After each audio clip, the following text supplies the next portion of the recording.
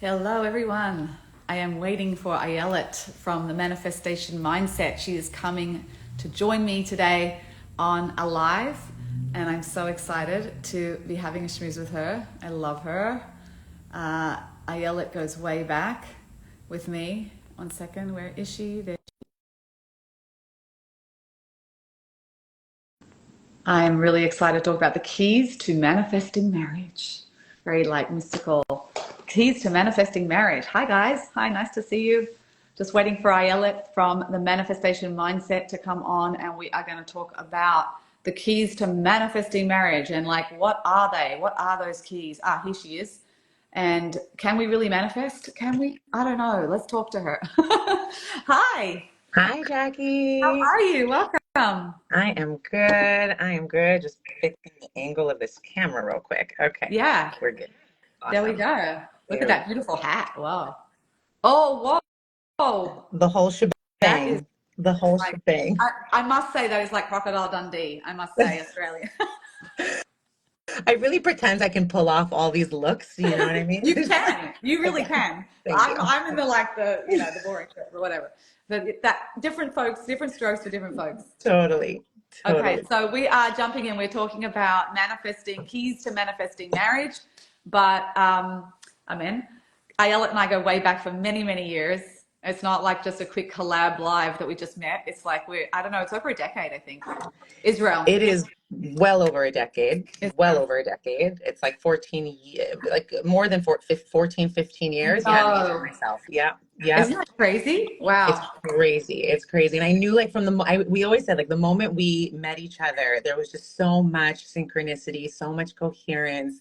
Alignment, same vibe, soul friends, you know? Soul friends. Awesome. Totally. So, Totally. and here we are both sort of also morphed into similar overlapping areas, I guess, of work. So Which let's doesn't jump in. surprise me. Yeah, let's jump in. Let's Okay. jump in because Manifesting marriage. manifesting marriage and like there's so many questions that come up. Obviously, you know, I deal with really primarily singles and single women, and you know, this is a big question that comes up a lot. You know, is how much can we really manifest? Where's the role of God in this? Because obviously, there's you know the wider world out there around manifesting. I don't know how much they acknowledge God. They acknowledge the universal energy or whatever like that, but really we follow you know the fact that there's a higher power and how so talk a little bit to that. Can you manifest divorce, someone saying? I mean, look, I believe you can manifest anything, and I do think that God plays a big role. And one thing that I always say when I speak about manifestation is that we are not the ones manifesting, and we need to remember that. You know, people think I speak manifestation. I'm a student and teacher of manifestation. So, like, oh, look at me, look how powerful I am at all the things I can manifest. No, I didn't manifest any of it. God is the ultimate manifester. And I think the moment we acknowledge that as the ultimate truth, then we start to plug into what our unique individual role is in the manifestation process, Yes. right? And I And believe it's I think I just want to add to that because I think that's really, really important is that I really do feel that the problem in at least in the world I operate in a lot is that people give too much power to God in a way, not too much power because God is the ultimate power. That's the wrong thing to say. But what I'm saying is they don't acknowledge how much power God gives us.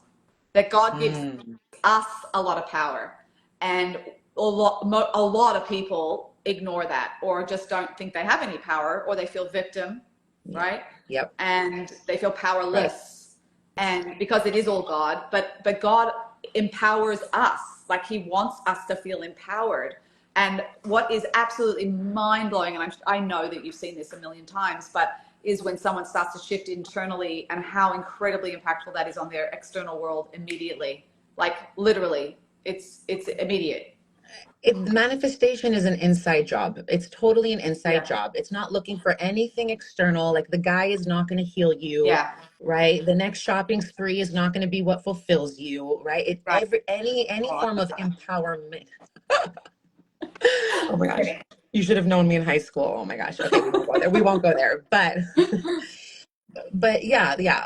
I mean, Ultimately, manifestation is a job that is from the inside out. And a lot of people, they've heard about the law of attraction, but I would even go one step further and call it the law of vibration, Yes. right? Because you said the word powerless, right? Powerless is one of the lowest emotions, lowest experiences one could feel on the emotional frequency scale, right? So there's this scale called the emotional frequency scale, and on the bottom, there's experiences like depression, powerlessness, fear, guilt, okay, et cetera, et cetera. Yeah.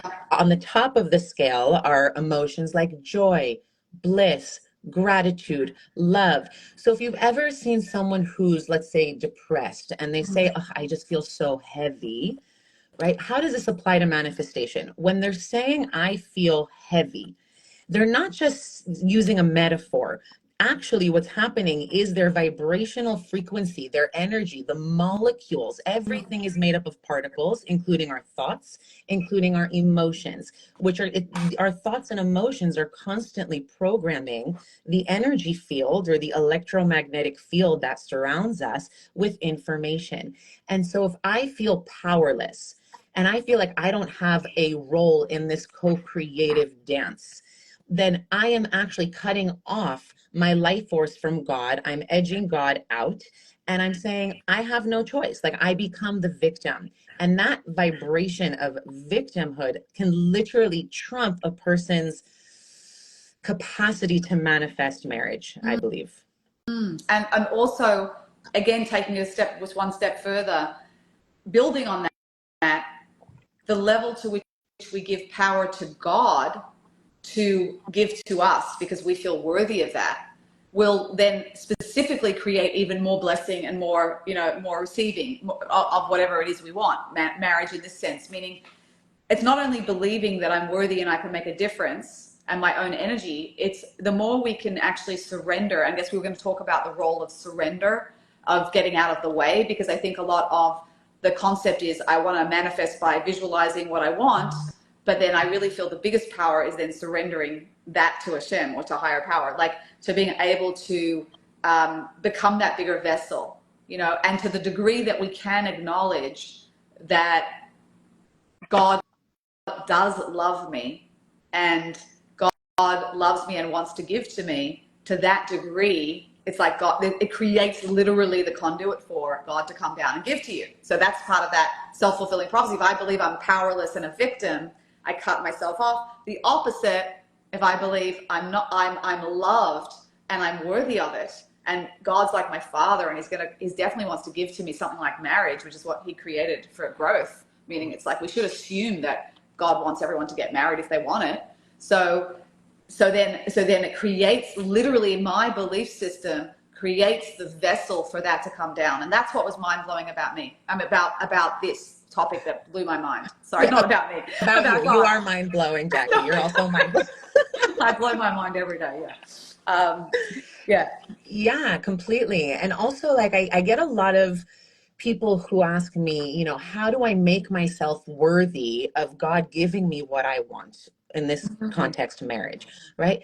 You don't need to make yourself worthy. God put you on this planet. You're already worthy. So how do you come to the point where you see yourself as worthy?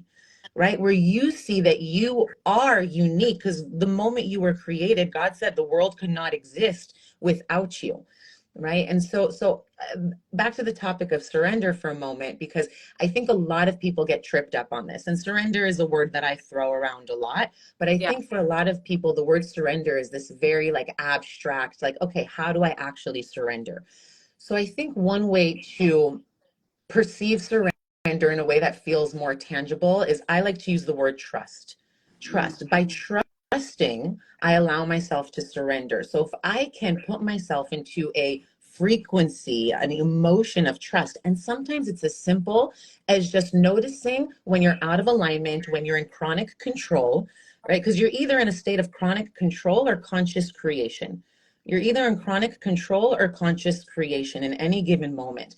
So if I get so attuned to my energy body, to what's coming up in me emotionally, and if I'm feeling anxiety, that's my internal GPS telling me I'm trying to chronically control the timeline, how fast things happen. So sometimes it's as simple as just the awareness of the noticing, oh, I have anxiety. I'm clearly trying to control a process here. And that means I'm not trusting in God's divine timeline. So at that point, I meet myself at a choice point, right? And I think when a person acknowledges that they have a choice in the matter, they instantly pull themselves out of that powerlessness frequency. Mm-hmm. Right. And that choice, when you're at that crossroads, I can either continue down this spiral of anxiety and chronic control, which is just trumping my capacity to manifest my soulmate, or I can choose in this given moment, given the fact that I'm aware of what's going on in my body. And I can choose, sometimes it's as simple as repeating a mantra. I totally trust and surrender to your divine timing. It's as simple as just telling your body what to do, right? And we're constantly programming our frequency with our thoughts, right? Thoughts actually have the capacity to control our emotions. It's what our thoughts summon emotions, which then cultivates a certain action, right? And they all go together. So if we can go back to the control center and start to micromanage, what are the types of thoughts I'm thinking on a daily moment to moment basis? Am I thinking like all the good ones are already taken? Right? That's a big one. All the good ones are already taken. There's If no you good believe, guys out there. if Yeah. you believe all the good ones are already taken, then for you, they're going to already be taken. Yeah. Right. Right? Yeah. So I think that what gets in the way of recognizing our worthiness of all of that is learned behavior. Because like you said, we already are worthy. And so when we go into self-rejection mode of any sort, by the way, David Hawkins' Letting Go, The Pathway of Surrender, that book is amazing. Talks all about, it has the whole scale of the energetic vibrations that we were talking about earlier. And it goes into how to surrender. It's an unbelievable book. And I didn't realize it existed till after quite a while doing this work, and then was like, oh my gosh, this really expands on a lot of the work I do and that you do. And so please have a look at it. David Hawkins, Letting Go, The Pathway to Surrender, if anyone is interested in this. And he talks about the idea there that we self-reject. It's self-rejection. Any kind of self-rejection will keep us stuck and shut down, and that blocks us and keeps us stuck, meaning we get blocked. So self-rejection is like judgment and control, blame, suppression, not feeling your feelings, pushing it down. I call it like the Baruch Hashem syndrome. Baruch Hashem, like, oh, thank God, everything's great. Everything, that whole thing. Everyone's like, I got to be happy all the time, right? Now we go into toxic positivity and all of that. So that doesn't work. That just keeps you stuck. It's like the other extreme, and that's not helpful. And I think that learning how to just take those blocks that we do out of the way, like if you just learn, oh, I'm judging myself now and going with a compassionate curiosity, like, oh, isn't that interesting that I'm feeling that way? That's moving out of that negative space, that fear space, into an open space just towards yourself. And really, if I had to peel down, what is the one thing that I see as a common theme that everyone does that is life-changing, that changes their life completely when we work together, is that point of relating to myself differently. When I relate to myself differently, rather than negative thoughts, but not just negative thoughts, it's a whole approach. It's a whole approach of like, just be curious about yourself. Like there's nothing wrong. The reason why I think we judge ourselves, we just feel bad inside. We feel like we're bad. I'm a bad person. Yeah. And no one is a bad person unless you're an evil person, like, I don't know, Hamas. But like, like no one is a bad person. Like it's, we make bad choices and we make mistakes, but essentially if you can go in with compassionate curiosity of like, oh, that's interesting that I feel that way, even if that way is not necessarily ideal, then it creates a container around the feeling for the feeling to shift. And I think that's conceptually people get that, but it's in the practicing that it really, really changes your life. Yeah. For me, doing a lot of somatic work has helped tremendously with exactly what you're talking about. Somatic work, and also IFS, internal family systems therapy. Because what you start to do is you look at all these parts that for your whole life you've deemed as bad. Oh, I'm such a reactive person. That must be bad. No, you're reacting because you're trying to protect the vulnerable part of yourself from not getting hurt. Yeah.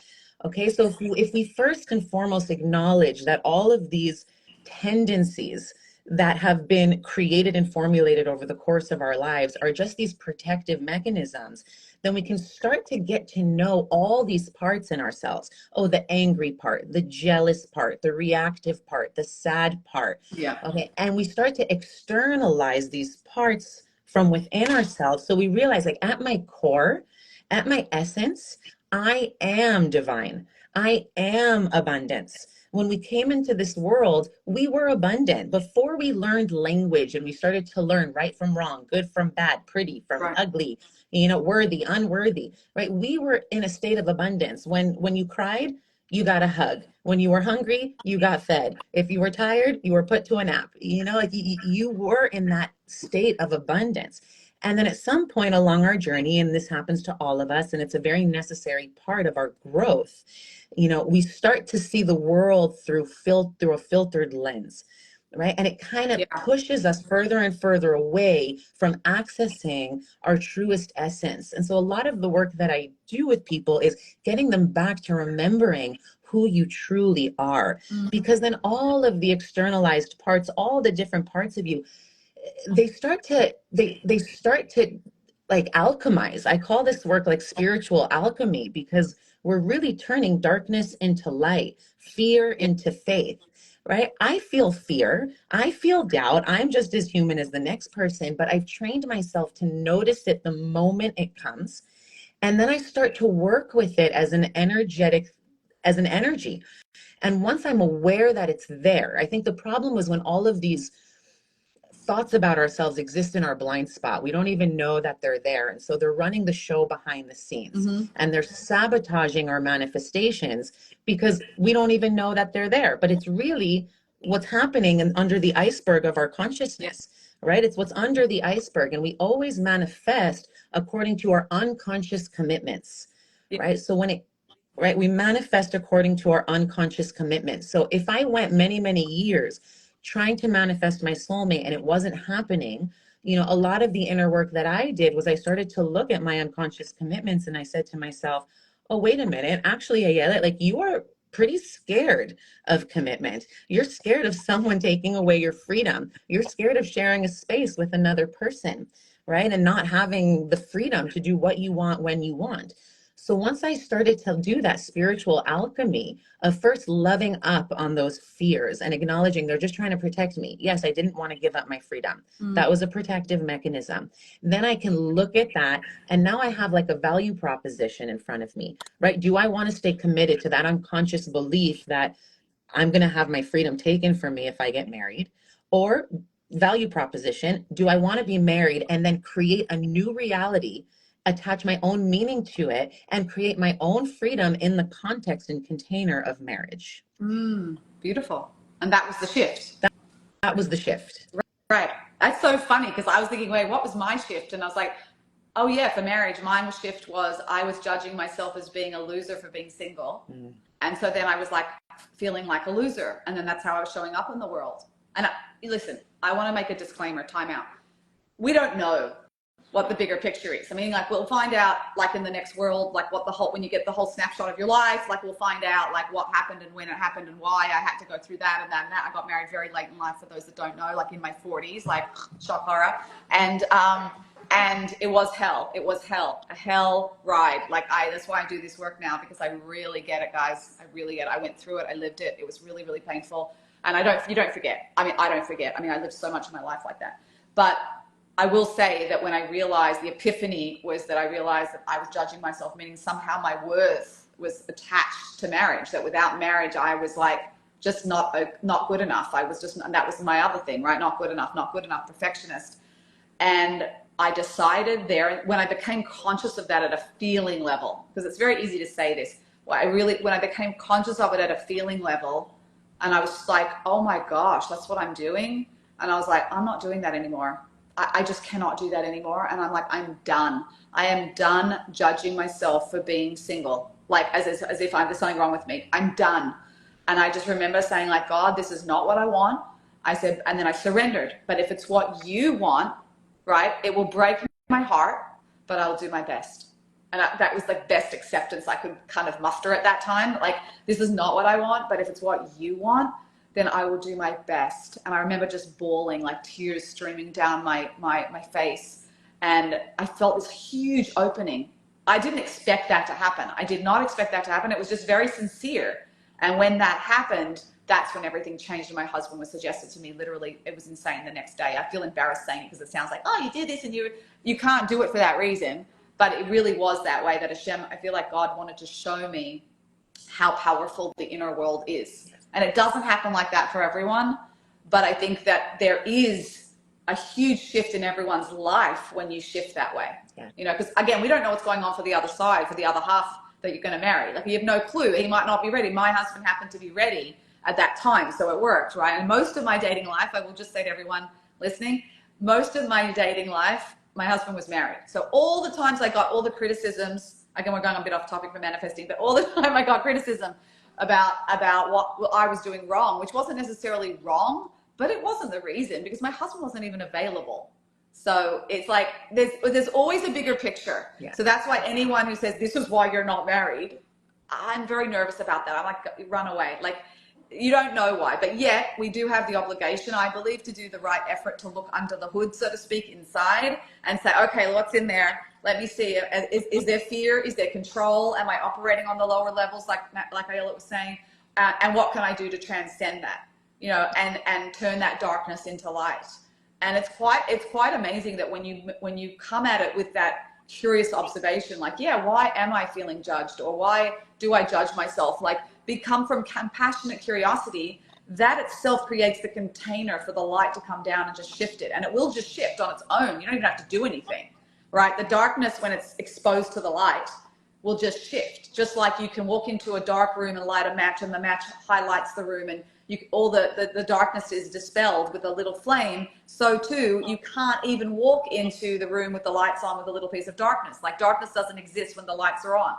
It's a very powerful metaphor that's literal, meaning when the lights are on, I can't walk into a room with a piece of darkness, but when the lights are off and the room's pitch black, I can walk into the room with a little match, and that match, that light, that flicker of a flame will dispel all the darkness in the room. Those exact properties are inside of us. Mm-hmm. It's very Kabbalistic now, we're getting all very Kabbalistic, but those big properties are inside of us, and we can use them, as Ayala was saying, as she was learning to work with them, it will just automatically dissolve and shift. And I don't know, I get very excited obviously about this, but it's so powerful. It's so amazing. It's so powerful. And, you know, I agree with what you said. Like, we're not here to play God, right? Like, no one can come to me and say, can you guarantee that by working with you, I'm going to manifest my husband? Exactly. No, I am not here. We're not here to play God. We're surrendered. And like you said, your husband was married for most of the time that you were single. So clearly something had to come together at that point for it to work. And similarly, when I was in most of my dating life, I was in India for 6 years, right? While my husband was doing his thing in California, and we both arrived to Israel the same year and met each other there. And so everything conspired for us to meet at that exact moment, that if anything was sped up, I wouldn't have met him. And I'm very clear that he's my soulmate, right? And that said, you know, like Jackie mentioned, by pulling up the lid, the hood, and going in and turning this into an inside job, what's really profound is something that I work a lot with, like in my business, but also with my clients, is the concept of quantum leaps, right? Because I do believe that we can accelerate time. Okay. And there's even a Gemara that says he or she who tries to control time resists back at that person. At the same time, he or she who surrenders to time surrenders to that person, right? So the more we get to play with time and learn that time is a construct, and that, you know, I mean, this is getting a little bit quantum, but according to quantum mechanics, right, there's a field called the quantum field. Okay, some call it the field of infinite possibilities, or the field of Ein Sof, like infinite possibilities, we'll call it. Any visual that we can think of down here. So if I go in and visualize myself, I did this a lot when I was single, visualize myself as already married, right? And I not just see it in my mind, but feel the Feeling. electricity in my body, because excitement is a manifesting Mm. frequency. So if I could, in my own meditation, start to get excited, seeing him standing next to me on our wedding day, right? Seeing us dancing at our wedding, feeling what it would feel like for him to put his arm around me, right? And get into the body of it, what we're doing is we're creating a snapshot, which is actually existing in another dimension, because we are multidimensional beings living in this multidimensional reality. So, same way you see a photograph and it's made of particles, a photo in your mind is made of particles. So, it has to exist somewhere. Somewhere. And so the more you do this, the more you program yourself to see the not just the possibility, but the knowing, my husband is coming or my wife is coming. Most people think they're manifesting, but really what they're doing is they're just ruminating over the fact that there's lack. They think I'm thinking about him all the time. No, you're thinking about the fact that you don't have him. Right. Right? And then I hope he comes. I want to get married. I hope. So then you're focusing more on the hope or the exactly. want. Right. Exactly. And a quantum leap, like the science of quantum leaping, requires a person to do something drastically different than what they're used to doing. So, for example, let's say there's like a fly in your living room and the window is closed and the fly is trying to escape a closed window. You will notice the fly like flap his wings until the fly dies on your windowsill, right? What the fly didn't know is if they just pivoted 10 feet, there's an open door, wide open door. They're welcoming its freedom, right? But the fly is doing the same thing over and over and over and over. And that's what we're doing. We're doing as people the same thing over and over and over and expecting a different result. That's the definition You know, of insanity, right? Einstein. Yeah. Yeah. I think it was Einstein. So for me, the moment that I met my husband, or not the moment, but the time leading up to meeting him, I started getting into this like quantum leap mindset. And so I said, "Oh, Ayelet, you've been in a frequency of doubt, right? Because it hasn't happened for X amount of years, what made me think it was suddenly going to happen?" So I started to become hyper aware of the thoughts that I was thinking on a regular basis when it had to do with manifesting my husband. And my quantum leap in that moment said, "Oh, wait a minute, Ayala, you're thinking all the wrong thoughts. If you want to manifest your husband, you have to stop entertaining every ounce of doubt that pops into your mind like popcorn and just hold on for dear life to faith." It becomes this like energy, this mindset of knowing my husband is coming. He is coming. Whether it's in a month, 6 months, a year, he is coming. Right. And all I did was I just shifted into that paradigm, So shifted from that doubt to faith. so that is also a different paradigm of hoping to waiting. I can, rather than hope that if it comes, I hope it comes. I hope that's more of like hoping that it might come. When I'm waiting, like I don't know when it's going to come, but I know it's coming. That's a security in waiting. And there's a very big difference in that with around like really relying on God or higher power, like really relying on God that of course he's bringing it, right? Of course he's bringing it, and it's moving into that security. And that's really the work. I think we're all shaky on that. That is the work. That is the inner work of, again, in Judaism, it's bitachon, right? Of really, really building up in the heart a very solid sense that it is absolutely coming to me and God wants to give to me, and this is a good thing. There's no question marks about whether that's a good thing. So we can be very open to the fact that I'm waiting. It's coming to me. I can see it. I can feel it. I think feeling is the key. There's so much out there about affirmations just from the head, and I really don't think it does much. But it's not negative. It's just neutral. It's not going to do anything. It's like the And so, training wheels. I think affirmations are the training wheels to something much deeper. exactly. So I think that and I noticed in myself, like I've been working on this a lot every day now for the last couple of years, really solidly. There's a great WhatsApp group if people want to do it. You just DM me, I'll let you know. But like there's not with me, with someone else. But it's the feeling of waiting. It's very vulnerable. It's very vulnerable to sit open and waiting. Like, what if it doesn't happen? And a lot of people will admit, I don't know if I do that. I go into kind of resignation and despair because I don't want to be disappointed. It's so painful if I really kind of wait for that. I'm open and then I'm going to be disappointed if it doesn't happen. I said, but you're still letting in the doubt. You can't have any of that doubt in there. You have to keep moving into this. That's the work. That's the work. It's Is the and it's mhm. hard. It's hard. It's hard, but it's not impossible, and it doesn't No, take forever, right. and I think if we even like rewind back to step one, because right, getting into that headspace of like, I know that I know that I know this is happening, right? That takes some work. But like step one, I think, is also just a very crucial thing for people to understand, which is, do you even know what you want? Get Yeah. clear. What is it that you want? Have you spoken it out to God? Have you spoken it out to the universe? People come to me like, I want to manifest a lot of money. I'm like, okay, how much? And then they turn like pink in the cheeks. Like they have no idea, right? I want to manifest my soulmate. Okay, tell me, when do you want to manifest him by? Not necessarily pick a specific date always, but like what, give me do you want to manifest him within a year, 5 years, 10 years, right? Start to kind of formulate and then let go of the outcome completely, right? Whether it happens in the amount of time that you designate for yourself, that's God's territory. But at least by picking a certain amount of time, what you're doing is putting focused energy on a specific intention, and then the universe can start to like build momentum around that specific intention. And so I have people just write down, like put pen to paper, write down exactly what it is you want to Yeah. manifest, or at least the energy of the Yeah. person. The Someone energy. asked in the questions like, This is a good question. This one, Rachel, how do you shake off the doubt?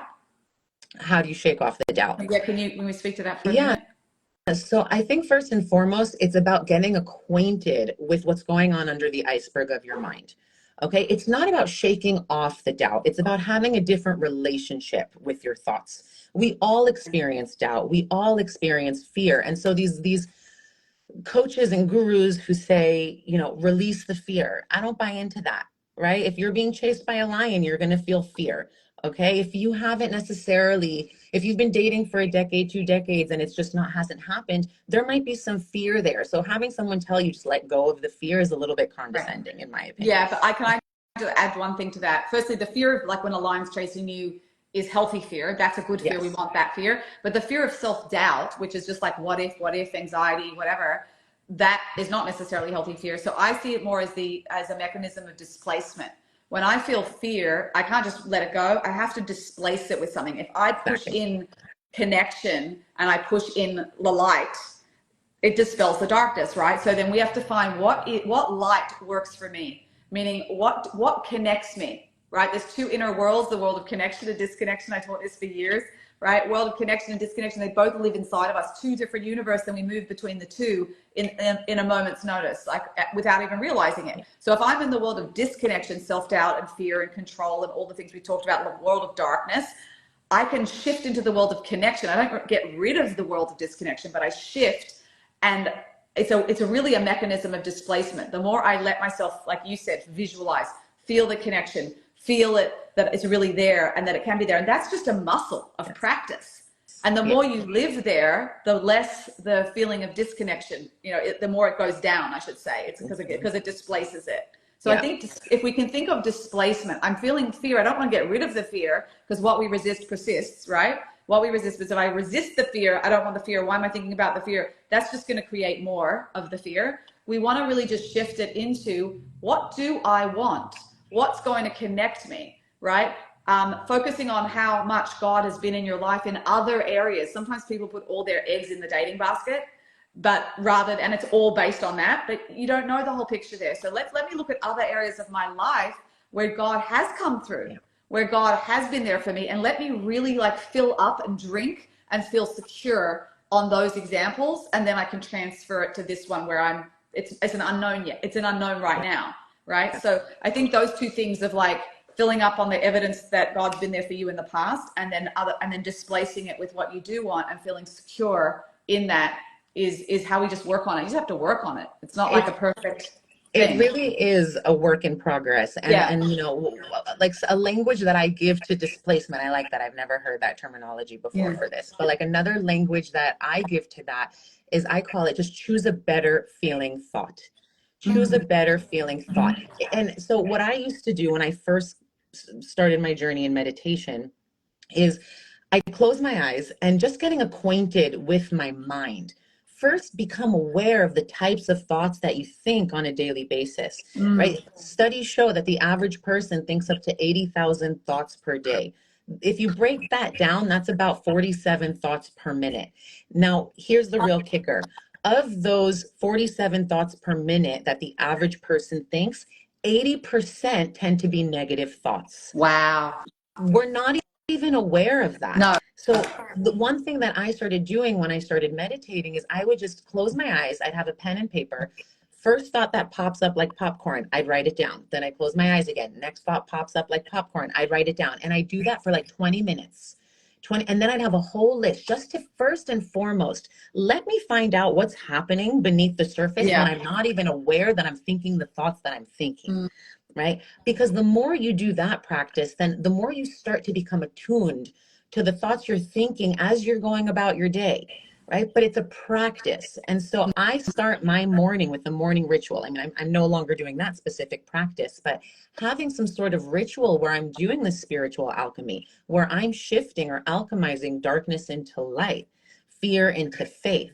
And then once I become aware of those thoughts and I realize, oh, wow, there's a lot of fear here. Maybe I'm not going to manifest my husband, right? Then I'm aware of the thought. The fact that you're aware of it, I always say you're already winning. Yeah. If you can become aware of your thought, because people come to me, what if I'm still thinking negative thoughts? I'm like, okay, join the club. We're human. We all think negative thoughts. But when you can catch them and you can alchemize them, you can transform them by replacing it or displacing it with a better feeling thought. You do this as a practice throughout your day. Eventually, you're going to start rewiring and firing your neural pathways in such a way that now the landscape of what's under the iceberg is going to look more positive, even when you're not aware of the thoughts you're thinking. They'll start to become more positive thoughts because you've done the initial legwork to get yourself to that place. Yeah, you're in a whole different position. Yeah, I love that. I love that. And I want to just add in one thing though, that we have in the subconscious, like you said, we have wounds sometimes, wounds that are there from the past. And I think sometimes it's just important to acknowledge that sometimes we need to go back and do that healing work. You know, we really need to go back and do that healing work with tapping into, meaning the wounds drive some of those thoughts. So you can be working at the thought level, which I think is very important, but we also need to go back sometimes and say, well, like, where is this being driven from or driven by? And if we've had certain wounds around a certain theme, fear of rejection or feeling not good enough or fear of failure or any of those fears, core fears from core wounds, it's helpful to go back and do the deeper work, like at the subconscious level, because then that will automatically stop those types of thoughts being generated like an engine, you know, and that can be easier a little bit. It's harder to face it, but it can be easier to heal it, you know, than just fighting off in a way the thoughts or displacing each thought. It's like the tree root and then the branches. So I think that core wounding is, everyone has these wounds, you know, I mean, to different degrees, obviously, and trauma is a different thing altogether that has to be dealt with. But I think that is important in the bigger scope of healing, that as we're discussing healing, which I know we both overlap a lot with as well, that's important to address those deeper wounds. And you won't get this from any other classic dating coach. You just won't. Meaning, classic dating coaching is about strategies and tips and good advice, and it's excellent, it's good stuff about dating, but it doesn't necessarily look under the hood and say, well, what else is going on that's making you feel this way or making you show up that way on a date? They'll just say, be more confident. How do I do that?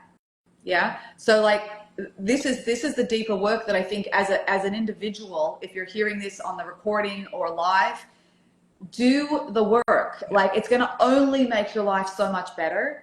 And it's really worth it. Like, it's worth it. You're worth it. You're worth the happiness regardless of marriage. Yes, marriage is like the carrot. Like, oh, you want to get married? Like, and we don't ever guarantee like you do this and you're going to get married, because we're not in control. But you will absolutely, I can absolutely guarantee, if you do this work, and I know you can too, that you will change your life. It will be so much happier, so much freer, so much more peaceful, and just vibrant and alive. And I just think everyone's worth that. I'm so passionate about people feeling that they're worthy of that. Yeah, you know, totally. I'm with you on that. And I think that carrot of marriage that gets dangled is only delicious when we've done the work, because it can be a not so good tasting carrot if we That's haven't true. done the work. Because I always say that marriage or any form of a manifestation, any abundance, well, we'll talk marriage for a second. Marriage is an amplifier. Yep. People often think that, oh, I'm going to get married and it's going to solve all of my problems. I'm no longer going to feel alone. He's going to complete me. He's going to heal my wounds. It's going to heal my trauma. It's going to, no, no, reality check. I'm sorry. I love being married and I love my husband. And, Me too. okay. And our husbands love each other. And our husbands love each other and we love, it's one big love huddle. Okay, that's been established. Love fest. Yeah. And also, like, marriage is an amplifier. So if I go into marriage because I suffered from feelings of loneliness for so many years, then marriage is just going to amplify that feeling of loneliness, because the most lonely feeling in the world, I bring that loneliness with me into marriage. It doesn't go away. Right. And so then what happens is the most lonely experience on the planet is to sit next to your husband and feel more alone than you've ever felt. Yeah, that's the worst. That gave me a little bit. I was a bit sick. I don't know if I should admit this, but it gave me a little bit of comfort when I was single. When I was single, I would look at some couples, and I would say, I'd see that loneliness, and I would be like, whoa, there is this so bad feeling like, it's bad being single, but there's nothing worse than being in a marriage and feeling really, really alone. And I was much happier to be in my position because at least I had the potential of a future ahead of me, whereas this couple was kind of stuck in this rut. I mean, and I don't know what's going on behind the scenes, obviously, but I just always empathize with that. It's extremely painful. Although you can always change that too when you're in marriage. You can always, again, how you shift yourself in marriage, even if your partner doesn't shift, right? Even if your partner, your husband doesn't even know about the work, if you change yourself even a tiny little increment, it changes the whole dynamic, because it's like a whole process. Yes. It's a whole dynamic. So that is the good news about that. That is the good news.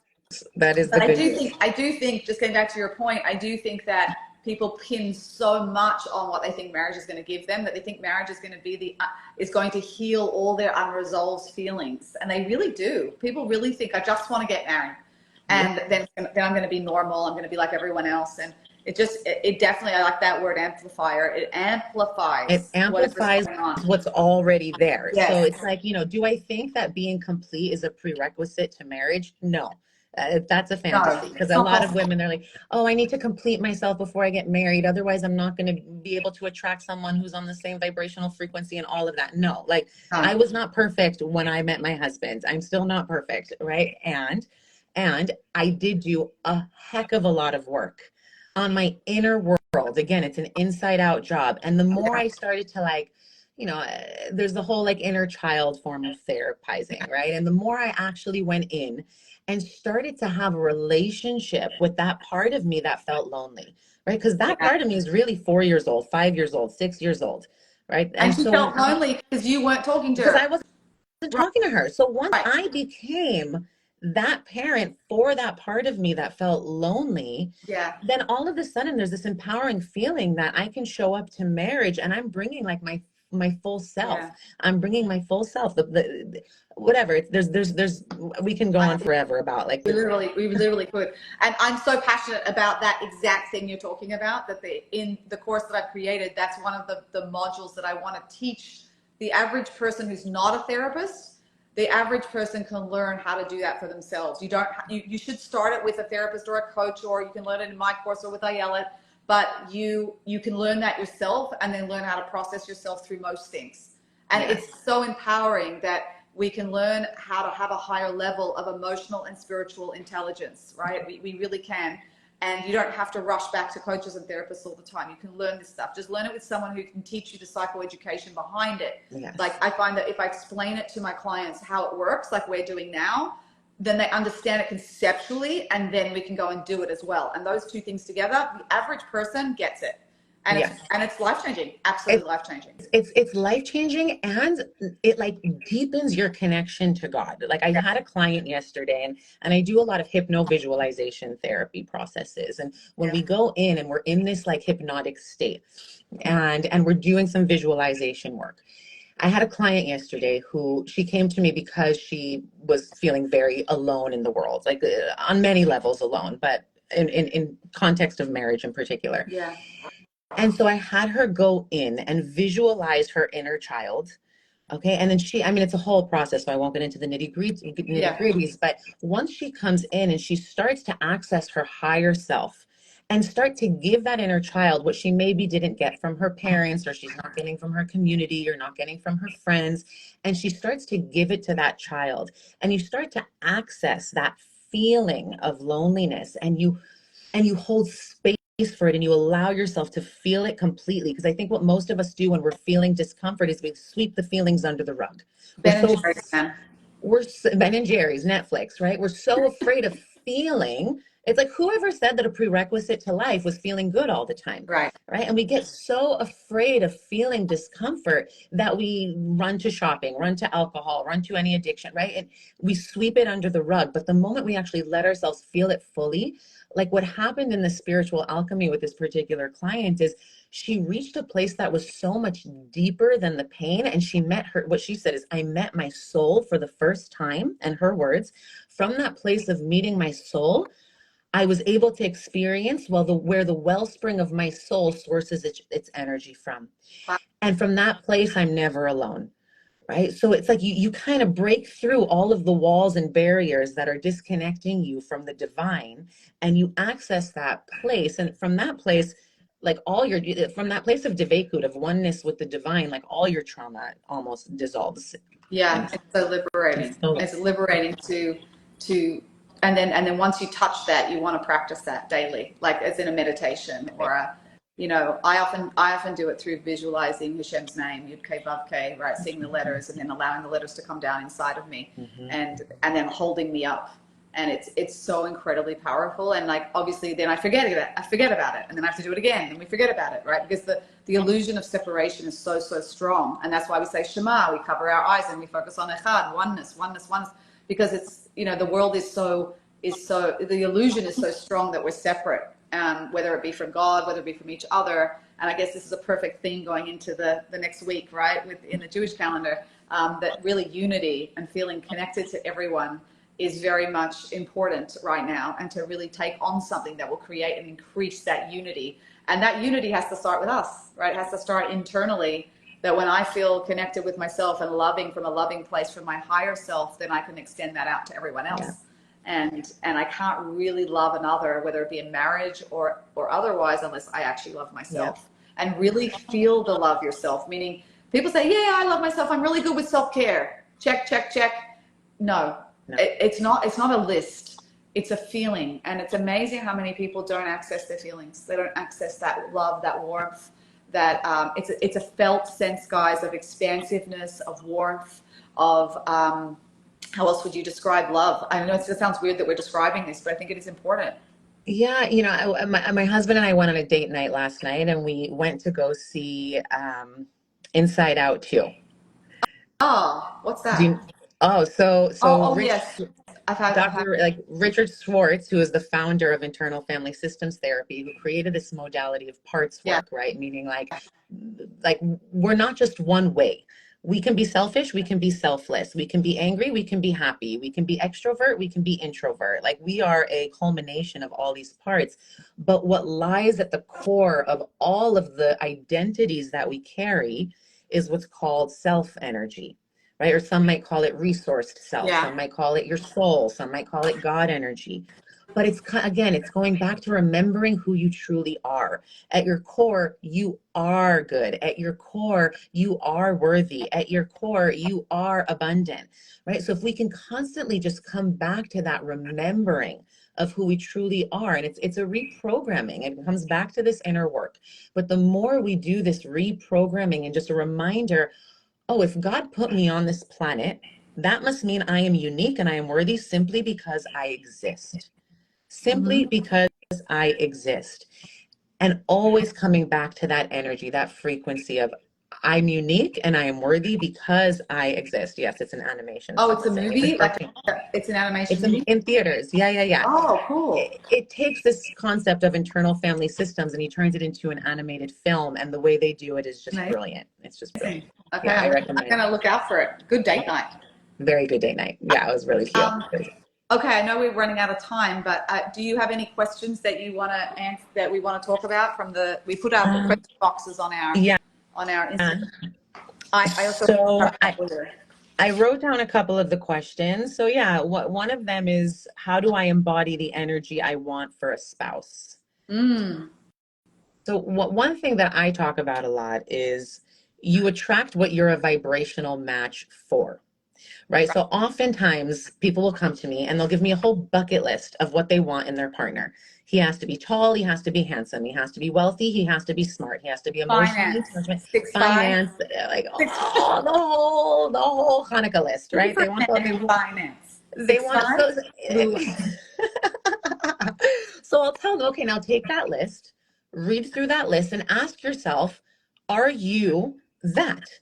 And if not, Mm, go become that. Because if that's what you want, then you're going to manifest what you're a vibrational match for. 4. You attract what you are, not what you want. Exactly. And Exactly.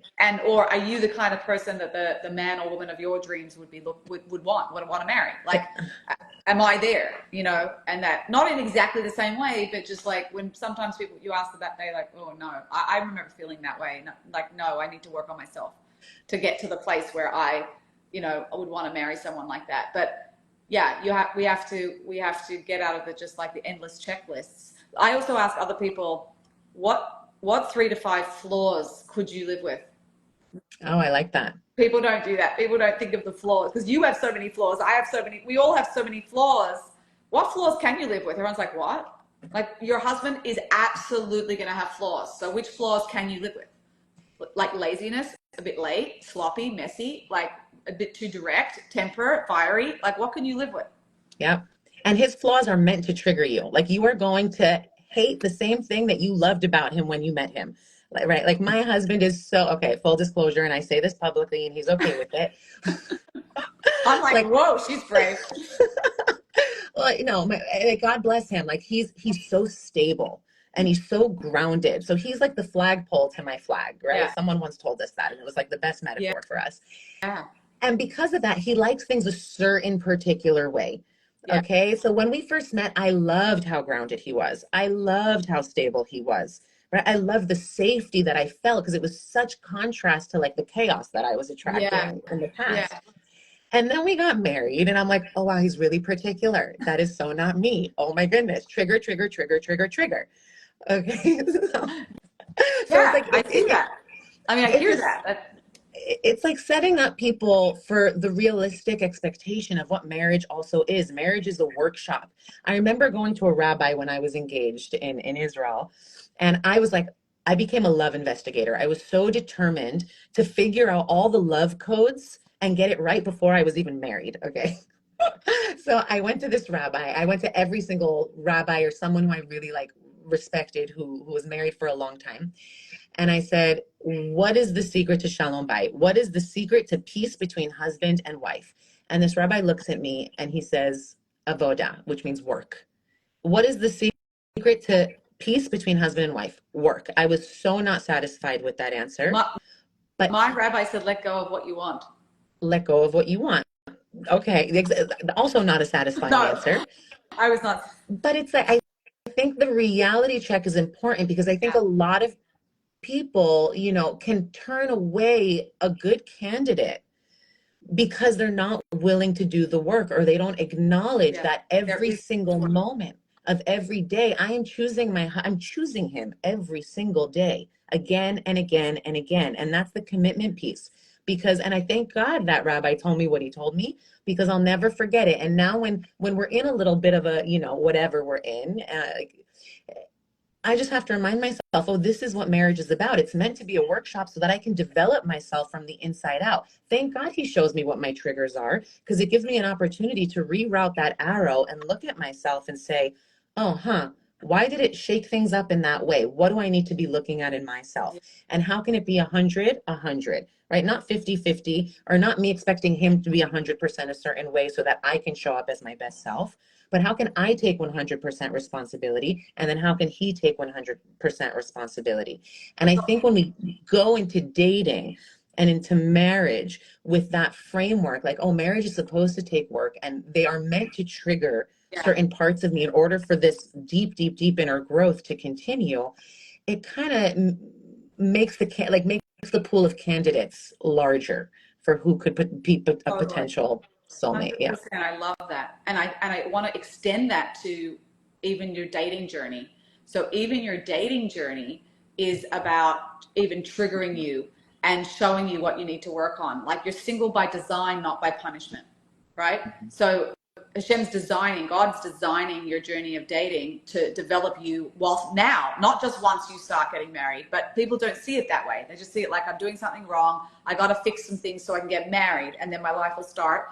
But really the journey of development and becoming your greatest self, and even like that's why I'll diagnose singles that come to me, what are your major patterns in dating? And it's usually no dates, bad dates, or one and done dates. Like I can't develop a deeper connection. So out of those three, there's usually a mirror already there about what's going on inside and how you're showing up and what to work on, right? And someone just asked a great question, which is like, do I have to get really wealthy to attract a wealthy husband? And the answer is no. It's not an exact literal thing, but I have to feel wealthy. I have to feel abundant, wealthy in the sense of like, I'm so abundant in my life. I'm so blessed in my life. I have so much in my life, right? B'sameach b'chelko, we say in Judaism, of like being happy with your portion. I'm going to feel abundant if I focus on what I have. And that abundance will attract abundance in whatever form, Yes. right? So that abundance is important. I think that's brilliant. And also, like, what is the energetic equivalent to a man being wealthy? Like, if a woman wants a man who's wealthy, what do you think the man wants? Maybe he wants a woman who's super appreciative that he brings in that wealth, right? So are you the type of woman that are going to critique every little thing, right? Or are you the type of woman who can really, really honor and respect a man who brings in a lot of wealth? Like, what is the energetic equivalent when we look at these like masculine, feminine archetypes? When a woman says, I want a wealthy man, okay, what do you think a man then wants as an energetic equivalent to that? That's But I also love what you said as well. That's a great question. I didn't think of it that way. Yeah. Awesome. Amazing. All right. Any questions, or should we wrap it up? Can I manifest a Manifest house? a house. Yes, you can. There you go. What do you have to do to manifest a house? That's interesting. Look, I do a lot of work in visualization, again, like hypno visualization stuff, right? And so I mean, vision boarding is one thing, but I think it's very limiting. A lot of people do vision boards when they want to manifest a house. But if you can create a vision board and then get into the energetics, again, this is an energy game. Yeah. So every picture that you're putting on that vision board, can you see yourself in that kitchen? Can you see yourself making a meal? Can you smell the food you're making? Can you see yourself serving it to your family, to your partner? How good does it feel knowing you just cooked them a meal in your kitchen? Right. So every picture you put on that wall, when you're any picture you put on that vision board, start to have it come to life. So visualization is a big part of manifestation. And then also feeling at home in yourself. I would imagine energetically also might be a match. Like what's a house? A house is somewhere we feel safe and we feel rooted and we feel settled and we feel good, if you look at the energy under that. So do I feel that way in myself, and can I imagine myself feeling that way in the house? I feel like that's a really good energy to have, of feeling at home. And I always say your soulmate feels like home, not Hollywood, right? So meaning, because everyone's looking for the thrill and the electricity and all of that, and we know that that's actually a red flag because it can be triggering your wounds. However, you can't really attract a soulmate that feels like home if you don't feel at home in yourself. Yeah. So there's really something about this feeling at home, whether it's feeling at home with a person, or whether feeling at home because you want a house, or just this feeling at home in yourself, to not feel like you need to run from yourself, I think is probably also one of the most important things to really work on and develop, is how do I feel at home in myself? And that energetic match is really, really important. Yes, I love that. I love that. And then it's also, I think people are under this illusion that like, if I just visualize it, it's going to like fall into my lap, right? Yeah. No, like the hishtadlut, like the work, and sometimes it is just a lot of inner work, but also like if you want to build a business, if you want to manifest a house, right? It doesn't mean that you have to hustle, but are you doing your 2% every day in the direction of your dream? Right? That's a big piece also. Like I always say, did I do at least minimum my 2% today to propel me in the direction of my vision? Well, because I'm glad otherwise we're just taking. Yeah, I'm glad you mentioned Hishtadlut, because that's really important. People do they do mistakenly think that manifesting means I don't have to do any effort. It's just I'm gonna visualize it and it's just gonna come. So I think that's really good that we mentioned, no. You have to put in effort, and the amount of effort you put in is directly relevant to your sense of security in waiting that it will absolutely happen, which is we call bitachon, a reliance. To the level that I have reliance, like real waiting, it's gonna happen, I believe it, I don't have any doubt. To that degree, I can lower my effort. But if I don't have so much of that, I have to up the effort, and it's like a seesaw. Yeah. So only you know what level you're at, but we can't do zero effort. We have to do some effort. Yes. And it's really, really important. And I once asked a rabbi, like, how much effort do you do as in the general person? Like, how much do we do? And he said such a great answer. This is Rabbi Kellerman. He said, you do as much effort as a good atheist would. And I'm like, what?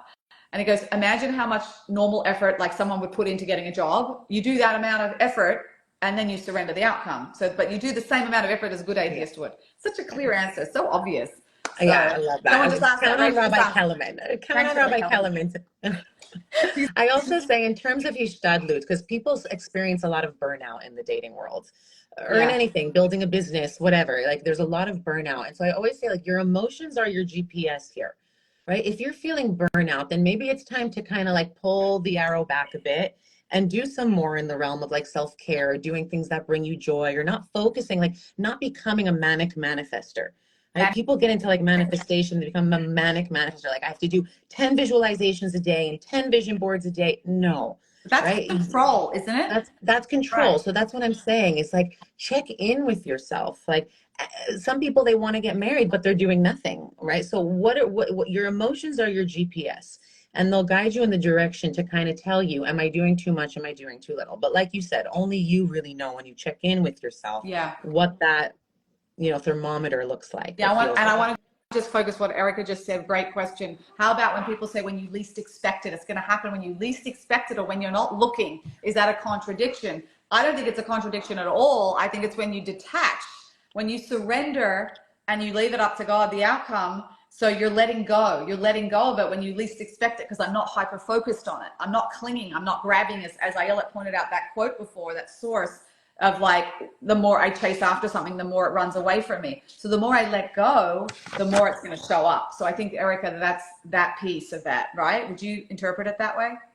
Yeah. I mean, there's this quote that I heard from a shaman in Peru who said, the least free you can be is when you attach your will to an outcome. The least free you can be is when you attach your will to an outcome.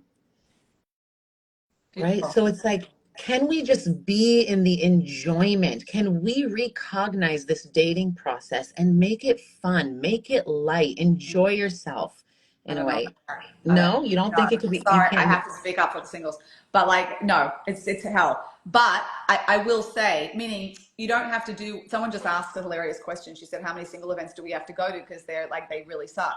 And I'm like, yeah, you don't have to go to something if you're going to go in and feel like it really sucks. So that's what I'm saying. But that's what I'm saying by making it light. Like if it starts to feel heavy, then it's like you know that your will is attached to the outcome. Yes. So I get that's what like that lightness feeling is like, again, coming back to like, oh, not another dating event. Oh, I can't go to another dating event. Right? This is exhausting. I understand that it's hell. I get that it's hell. But does it have to be? No, it doesn't. That's what I'm saying. It doesn't have to be. Like as you detach and not care so much, then it can feel like you can feel less invested in the specific outcome of the specific date or the specific event. Know that if you're waiting, it's coming to you, but like you don't put so much into this date or so much into that. And then it's more calm. Right. For sure. Right. 100%.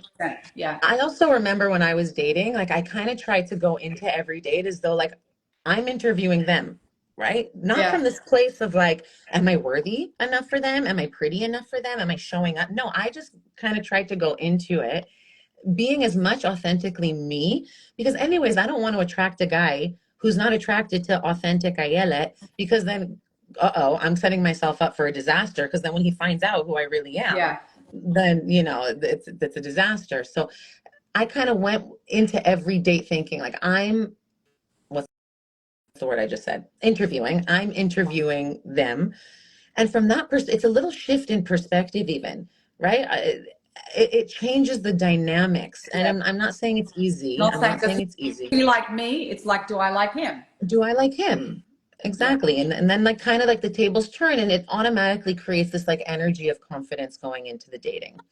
I believe. Not easy, but Beautiful. a tip. Okay. So are you ready for that last question? You want to answer that? That's a good question. I don't even know where we're at on the questions. Oh, it's been said, the last one. It's been said that waiting is also coming from a place of lack and needy. Should you show up on a date as if you have everything already inside of you? Yes, but they're two different things. You can show up as if you're secure and have everything inside of you, but you're waiting from Hashem, God. You're not waiting from a date. You don't show up on the date as if you're waiting, because that is needy. I think you're waiting that God's going to bring it in the right time, not on my timeline, but on God's timeline. And I know that God's going to bring it to me. So it's more of a security than it is more of like a waiting. I'm waiting for you. I need you. I'm waiting for you. Like this, I guess it's a semantic, but yeah. Yeah. Right? Yeah. I think that answer was well said. Yeah. Okay. Amazing. All right, guys. Thank you so much. I think we should wrap up. All right. We've gone quite a while I think now. we can do a round two another time because I Let's feel do a like round two. let's do a round Let's two. do a Okay, cool. Round two. Let us know if there's anything you want us to discuss, guys. It's been great seeing you, Ayala. Yeah, you too, Jackie. Come to visit soon, please. I would love We miss it. you all. We just saw you a couple weeks ago and we already missed you. I know. I would love to. Lots of love. Thanks, guys. Good night. Bye.